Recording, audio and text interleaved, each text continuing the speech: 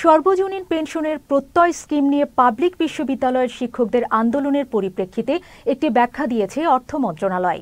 এতে বলা হয়েছে, একটি সুগঠিত পেনশন কাঠামো গড়ে তোলার জন্যই সরকারের এই উদ্যোগ। এদিকে আজও সর্বাত্মক কর্মবিরতিতে আছেন পাবলিক বিশ্ববিদ্যালয়ের শিক্ষকরা। বন্ধ রয়েছে ক্লাস ও পরীক্ষা। বিস্তারিত ডেস্ক রিপোর্টে।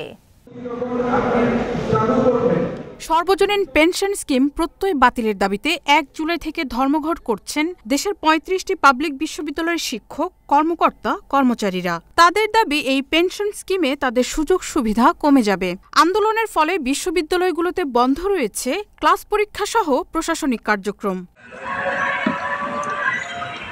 এর পরিপ্রেক্ষিতে মঙ্গলবার অর্থ মন্ত্রণালয় থেকে এক ব্যাখ্যা দিয়ে বলা হয়েছে, সমাজের সর্বস্তরের মানুষকে একটি টেকসই পেনশন ব্যবস্থায় আনতেই অন্যদের পাশাপাশি স্বশাসিত, স্বায়ত্তশাসিত, রাষ্ট্রায়ত্ত ও তার অঙ্গ সংগঠনের প্রতিষ্ঠানের জন্য প্রত্যয় স্কিম প্রবর্তন করা হয়েছে।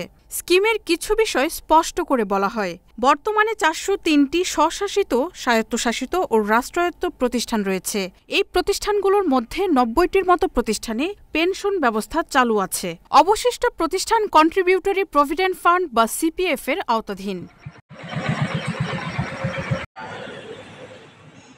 সিপিএফ সুবিধার আওতাধীন প্রতিষ্ঠানের কর্মচারীরা এককালীন আনুতোষিক প্রাপ্ত হয়ে থাকেন, কোনো পেনশন পান না।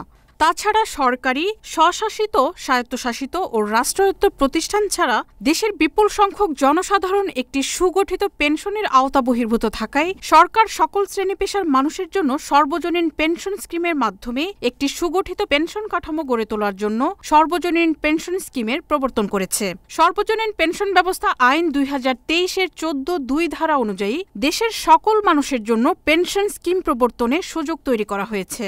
স্বশাসিত, স্বায়ত্তশাসিত ও রাষ্ট্রায়ত্ত প্রতিষ্ঠানে ১ জুলাই ২০২৪ বা তৎপরবর্তীতে যোগদানকারী সকল কর্মচারী বাধ্যতামূলকভাবে প্রত্যয় স্কিমের আওতাভুক্ত হবেন। একটু বলে রাখি, আমরা দুপুর ১টার মধ্যে। ব্যাখ্যায় বলা হয়, ১ জুলাই ২০২৫ কিংবা তৎপরবর্তীতে যোগদানকারী সরকারি কর্মচারীরাও সর্বজনীন পেনশনের আওতায় আসবেন।